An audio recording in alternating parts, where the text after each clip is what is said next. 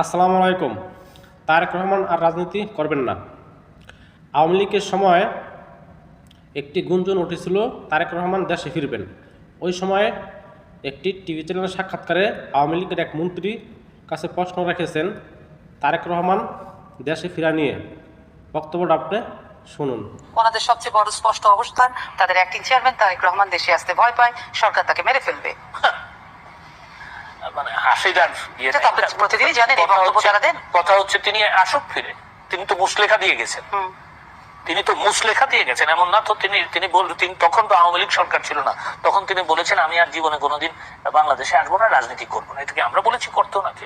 উনি তখনকার তৎকালীন তত্ত্বাবধায়ক সরকারের কাছে এই মুসলেখা দিয়ে জেল থেকে বেরিয়ে উনি লন্ডনে চলে গেছেন।